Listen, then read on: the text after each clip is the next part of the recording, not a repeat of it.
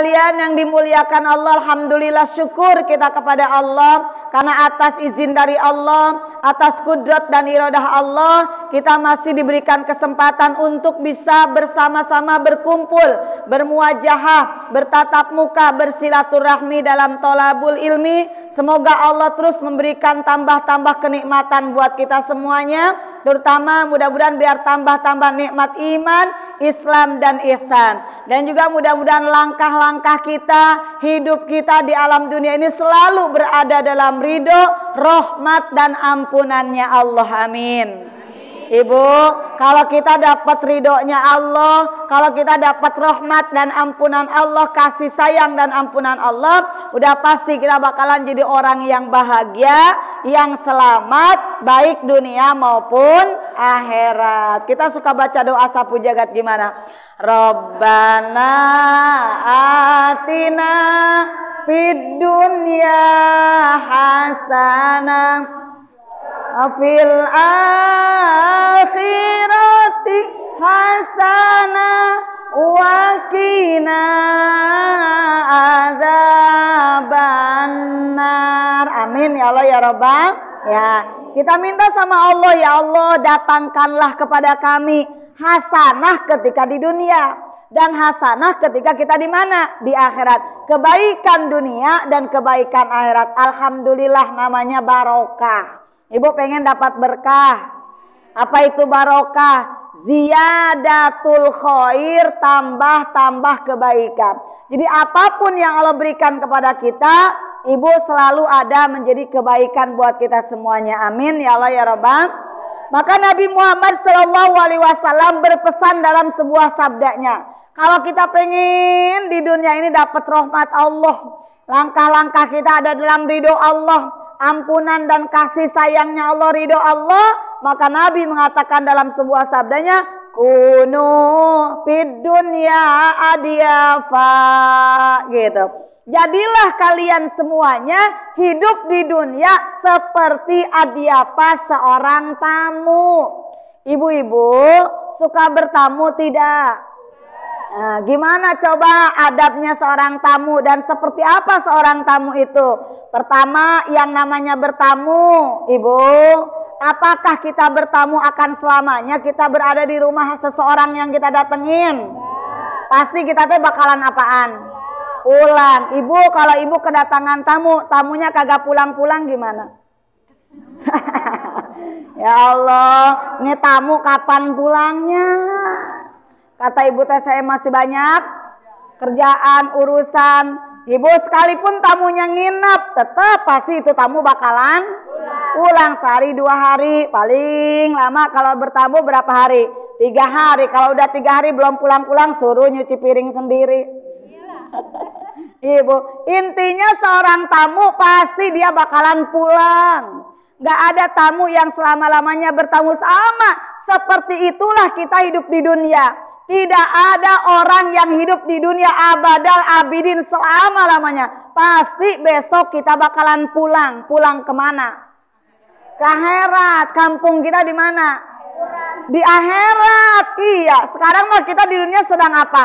Mengembara. Maka dalam sebuah sabda Nabi yang lain mengatakan, kun fin dunya ka'annaka gorib au abirus sabil. Nah, gitu ya kata Nabi. Jadilah kalian di dunia seperti goribun, orang yang sedang mengembara, atau abirus sabil, orang yang sedang melewat jalan. Berarti yang namanya orang yang sedang mengembara pasti bakalan pulang.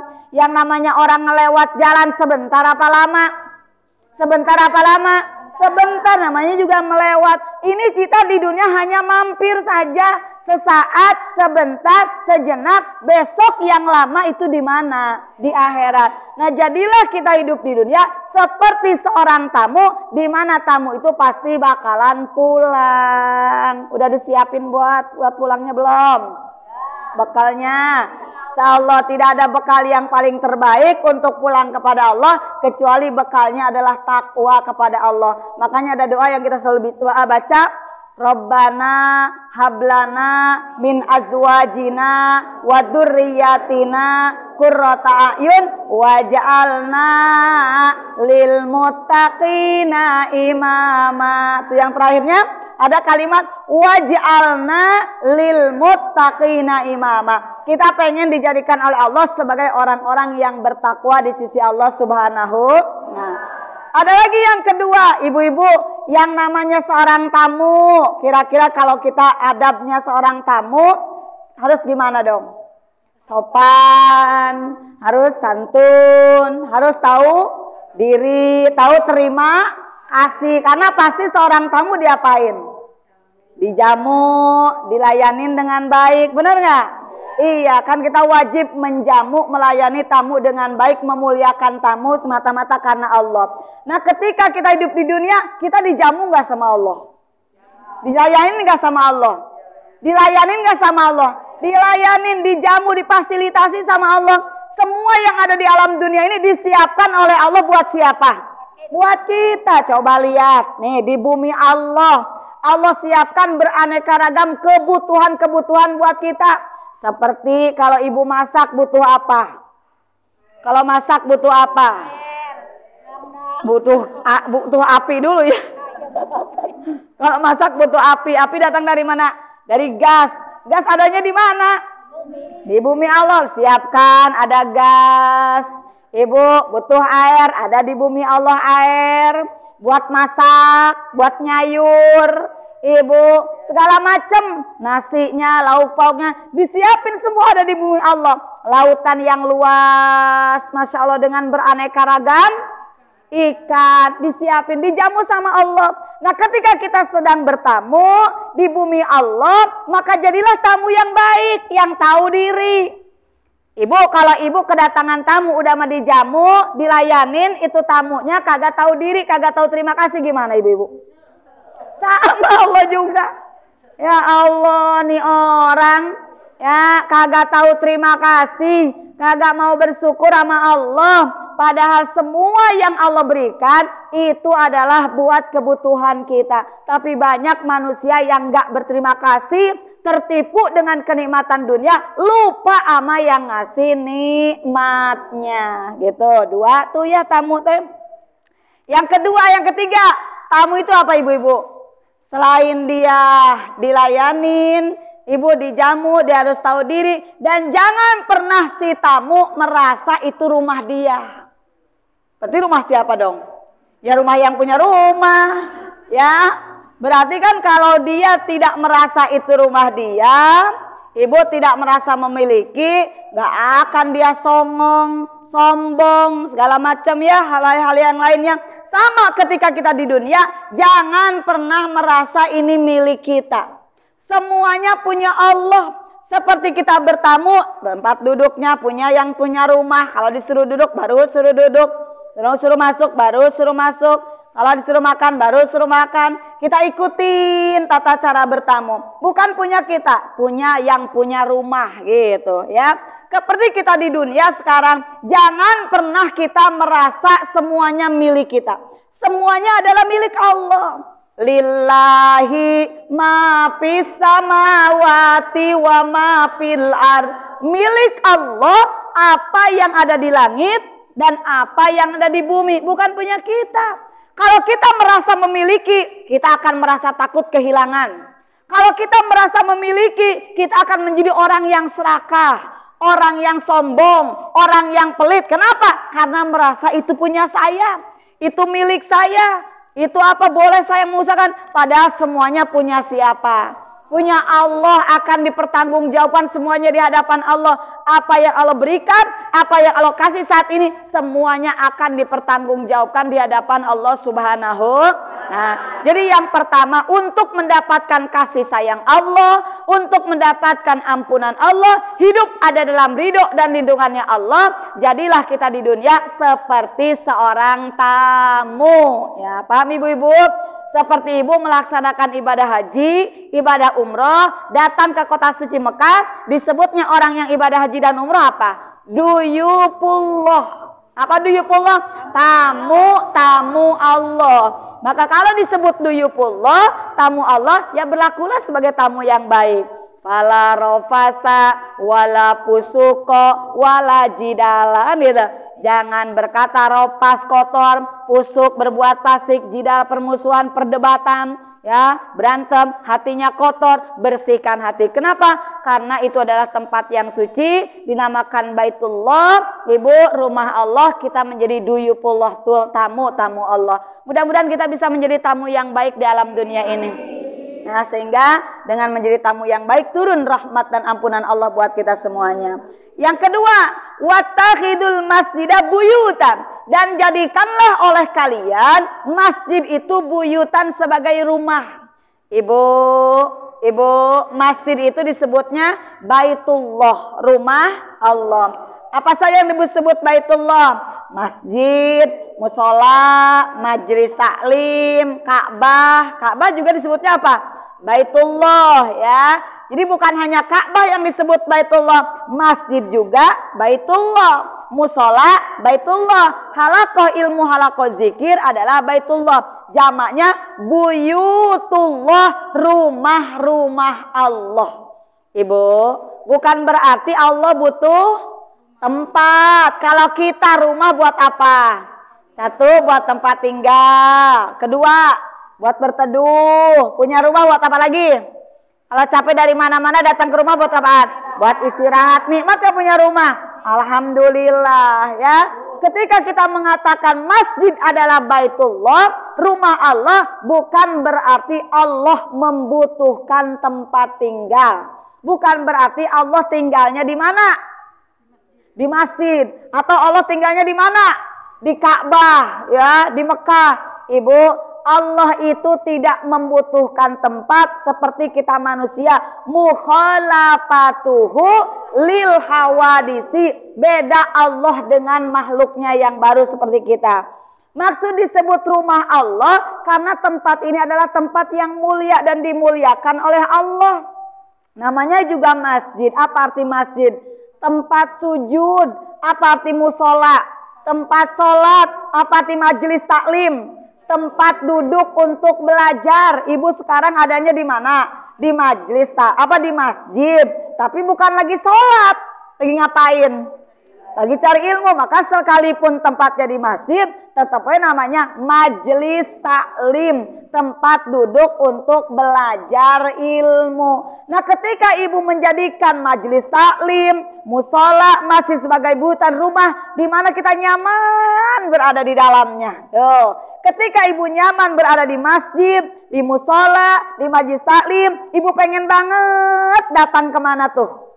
Ke Baitullah, ke Ka'bah. Ngapain? Pengen tawaf, ibadah haji, ibadah umroh. Pengen gak ibu-ibu? Ya udah, pengen lagi nggak? Karena ngerasa apa nih? Nikmat datang kemana teh tuh? Ke rumah Allah. Maka ketika kita mendatangi rumah Allah, masjid, musola, majelis taklim, Baitullah, hati kita merasa nyaman, maka di saat itulah turun rahmat dan ampunan Allah buat kita. Makanya Nabi pernah bersabda, "Majtama'a qaumun fi baitin min buyutillah." Tidaklah satu kaum berkumpul di satu rumah, di mana rumah itu adalah rumah-rumah Allah. Kemudian yatadarasuna kitab Allah, belajar kitab Allah, atau tadarus, zikir, baca sholawat, amalan-amalan yang baik di dalamnya. Illa nazalat alaihimus sakinah, kecuali Allah akan turunkan di dalamnya ketenangan dalam batinnya. Nikmat kalau jiwanya ditenangkan sama Allah, menjadi jiwa yang mutmainnah. Wa hafathumul malaika wa ghasyiyatuhumur rahmah, dan saat itu di tempat itu dikelilingi oleh para malaikat dan rahmatnya Allah. Makanya kalau doa di majelis taklim, ibu, diaminkan sama siapa? Para malaikat. Dan malaikat senang ngedeketin orang-orang yang ada di majelis taklim, di masjid, musola, atau di rumah Allah. Maka kalau kita pengen dapat rahmat Allah, ampunan Allah, ridhonya Allah, sok seringlah menjadikan masjid atau musola, majelis taklim sebagai rumah. Artinya berlama-lamalah tinggal di tempat itu untuk mendekatkan diri kepada. Ini kadang-kadang baru masuk udah apa lagi, udah pulang lagi. Padahal ibu berlama-lama di masjid. Kalau udah sholat, kalau laki-laki ya aurat dulu, baca Quran dulu. Beda nggak ibadah di masjid dengan di rumah? Beda apanya? Pahalanya beda, rasanya juga beda. Seperti di Majlis Taklim, ngaji sendiri sama ngaji di rumah beda nggak? Sama-sama baca Yasin, sama-sama baca Quran, tetap nilainya beda nggak? Beda. Di rumah baca Yasin kata ibu teh, di sini baca Yasin tetap aja beda. Ibu kalau di rumah nggak dihitung langkahnya. Kalau di sini mah pertama yang dihitung langkahnya dulu. Niatnya udah pertama kali tuh dicatat, belum ngelakuin udah niatnya saya mau ngaji udah dicatat sama malaikat. Langkah-langkahnya, belum lagi duduknya, mendengarkannya, memandang gurunya, baca Qurannya. Berapa banyak kebaikan-kebaikan yang tercatat ketika kita datang ke majelis ilmu. Amin ya Allah ya Rabbal. Nah, yang ketiganya ibu, wa awidu qulubakum riqqah. Dan jadikanlah hati-hati kalian, nih hati kita ini menjadi riqqah, hati yang lembut banget. Ibu punya hati? Ibu punya hati? Udah pernah ngelihat belum hati ibu sendiri? Udah pernah ngerasain bagaimana rasanya hati ibu?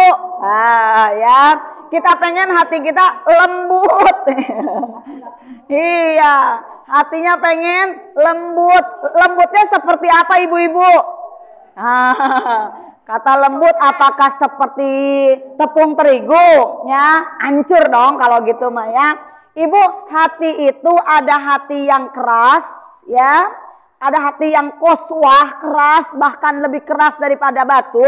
Kalau hatinya sudah keras, kadang-kadang ibu juga suka ngomong begini kepada orang yang hatinya keras, jadi orangnya jahat. Masya Allah tuh orang kayaknya kagak punya hati banget. Benar nggak? Iya, padahal pasti kalau dibelah dadanya mah, perutnya mah, di dalamnya pasti ada apanya? Pasti namanya manusia mah pasti ada hatinya. Tapi kadang-kadang terucap dalam lisan itu, bu, tuh orang saking jahatnya, ibu dibilangnya kagak punya hati banget. Tuh, itulah kondisi hati. Jadi hati itu ada yang keras, ada yang lembut. Hati itu ada yang kotor, ada yang bersih. Hati itu ada yang sehat, ada yang yang sakit. Ada pula hati yang sehat. Nah ujung-ujungnya ada hati yang mati, ada hati yang hidup. Nah kita pengen bisa nih hati kita menjadi hati yang lembut. Jangan menjadi hati yang keras. Karena kalau hati keras udah gitu banyak penyakitnya. Kalau penyakitnya terus menerus, ibu tertanam di dalam kolbu kita. Ujung-ujungnya hati kita menjadi hati yang mati. Naudzubillahimin. Gimana cara ngelembutkan hati? Gimana cara ibu membersihkan hati? Gimana cara supaya hatinya sehat? Rajin-rajinlah pertama duduk di majelis ilmu. Seperti ibu segini ya. Seperti ibu sekarang ini adalah yang disamakan sedang melaksanakan siraman kolbu. Apa namanya? Iya kan kalau mendengarkan ilmu nasihat agama disebutnya apa? Siraman kolbu atau siraman rohani atau santapan rohani, bukan santapan jasmani ya, santapan rohani. Sedang memberikan makan kepada rohani kita, sedang menanamkan ibu vitamin ke dalam kolbu kita, biar badannya sehat karena hatinya juga sehat, biar badannya sehat karena ruhnya juga sehat dengan duduk di majelis ilmu. Mudah-mudahan ilmunya berkah dan manfaat. Karena kalau kita punya ilmu, ilmunya nafi, ilmunya manfaat, akan terus terbawa sampai ke alam barzah. Ilmu yang nafi menyelamatkan buat kita semuanya nanti di alam barzah. Ibu kalau ilmunya tidak manfaat, naudzubillah, makin dia tambah ilmu, makin dia ngaji, kok makin jauh sih hatinya sama Allah. Kok makin gak ngerasa takut sih sama Allah. Ngaji mah ngaji, sombongnya jalan terus. Ngajinya ngaji tapi pelitnya jalan terus, berarti ilmunya kagak manfaat. Naudzubillah ya. Bu, makanya wadahnya ilmu adalah hati. Ilmu adalah makanan akal, wadahnya ilmu adalah hati. Maka bersihkanlah hati supaya bisa masuk cahaya ilmu ke dalam hati kita. Al ilmu nurun wa nurullah la yahdi ilal ma'asi. Ilmu itu adalah cahaya, cahaya Allah nggak akan bisa masuk kalau hatinya kotor. Maka mudah-mudahan hati kita, ibu, menjadi hati yang lembut. Amin ya Allah ya Rabbal. Nah, udah tahu caranya? tahu ya, duduklah istiqomah di majelis ilmu. Kemudian dekatkan diri sama Allah melalui ibadah sholat. Apalagi di waktu malam. Peganglah tasbihnya buat apa? Buat zikir. Ibu punya tasbih? Bawa-bawa aja tasbih ibu-ibu. Mana nih tasbih? Ya, ada di kunci ya. Ibu pegang tasbih. Kalau ke tempat tidur bawa tasbihnya. Bu, selalu kita berada dekat dengan tasbih. Kenapa? Ketika ibu pegang tasbih, sekalipun ibu tidak membaca tasbih lisannya, maka ibu disebut orang yang sedang bertasbih. Kalau istiqomah, ibu pegang tasbih kan kadang-kadang ada diemnya ya. Ibu kadang-kadang ada berhentinya. Sekalipun ibu berhenti, kalau ibu istiqomah pegang tasbih sambil dibaca, maka ibu termasuk orang yang sedang membaca tasbih. Karena kita mah ibarat kakek tua yang sudah bongkok atau nenek tua yang sudah bongkok yang membutuhkan tongkat. Benar nggak? Kalau udah tua renta, jalan pengen dibantu pakai apa? Kalau nggak pakai tongkat takut apa? Sama kita juga. Ibu biar lisannya terlatih mengucapkan tasbih, biar terlatih mengucapkan zikir, sholawat. Ibu selalulah pegang tongkat. Apa tongkatnya?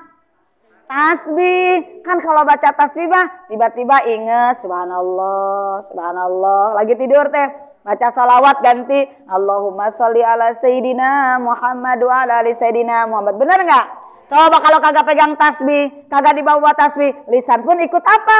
Berhenti atau diam. Maka ketika ibu selalu istiqomah dalam berzikir, bertasbih, maka Allah akan memberikan kelembutan ke dalam hati kita. Amin ya Allah ya Rabbal.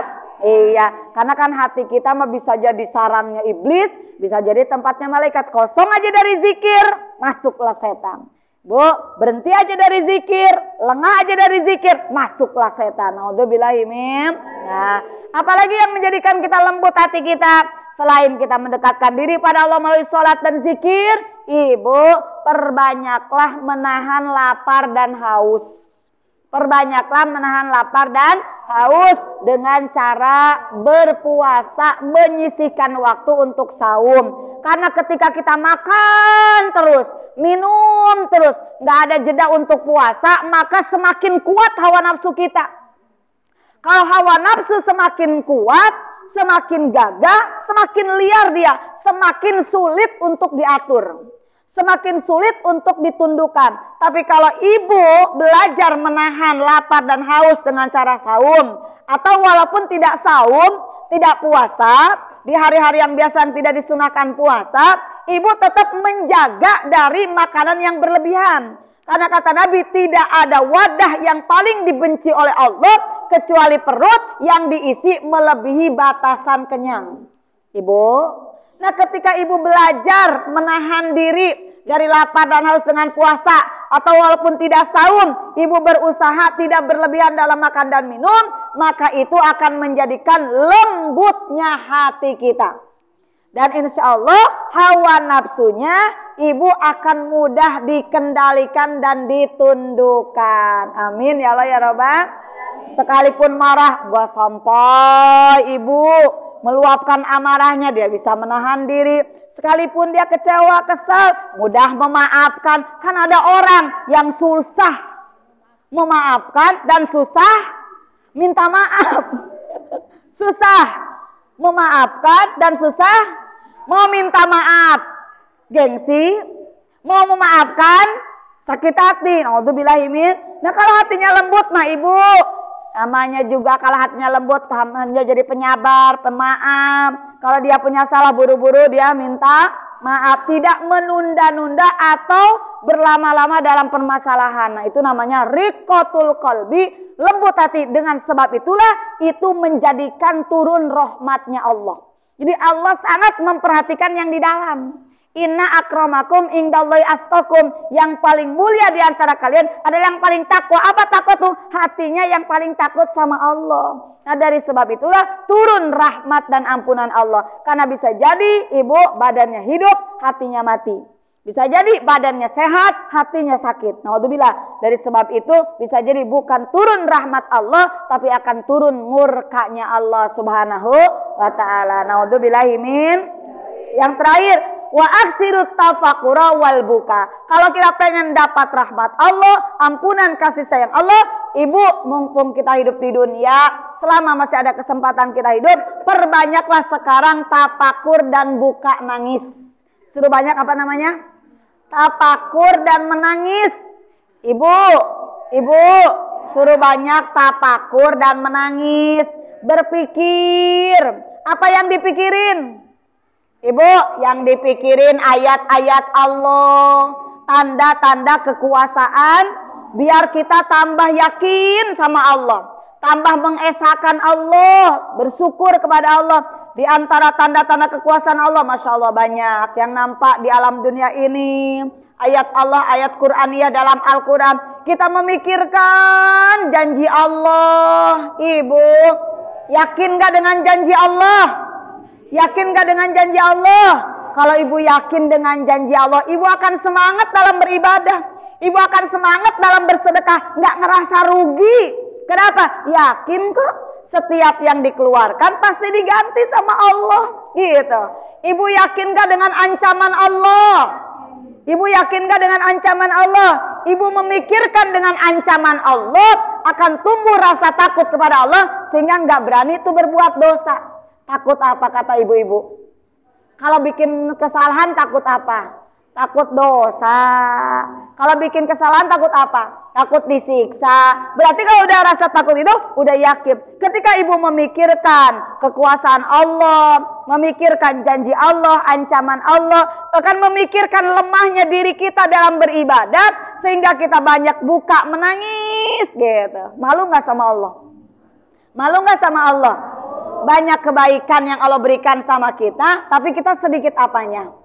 Syukurnya. Kebaikan begitu banyak, tapi kita sedikit syukurnya. Ibadahnya cuma sebentar. Ibu, udah mas sebentar sedikit, udah mas sedikit banyak kurangnya. Ya Pak iya? Kita malu sama Allah, akhirnya kita nangis. Nah ketika kita menangis karena malu kepada Allah, takut dengan azab Allah, ingin mendapatkan rahmat dan ampunan Allah, maka saat itulah turun kasih sayang Allah buat kita. Amin ya Allah ya Rabbal. Karena dua aman dengan dua rasa takut itu gak akan kumpul keduanya. Kalau orang di dunia selalu merasa aman, maka dia akan merasa takut di mana? Di akhirat. Kalau di dunia dia selalu merasa takut, maka di akhirat dia akan merasa aman. Artinya gimana?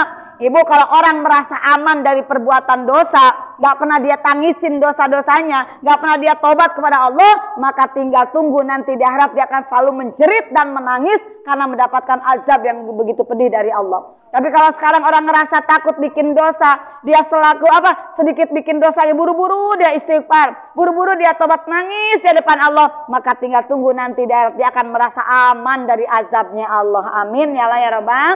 Nah, inilah pesan dari baginda Rasulullah SAW, supaya kita semuanya hidup di dunia berada dalam ridho Allah, rahmat Allah dan ampunan Allah, sehingga kita semuanya menjadi orang yang selamat, bahagia dunia dan akhirat. Amin ya Allah ya Rabbal. Nah, itu saja ibu-ibu yang dapat saya sampaikan. Mudah-mudahan berkah dan manfaat. Kurang lebihnya mohon maaf. Wassalamualaikum warahmatullahi taala wabarakatuh.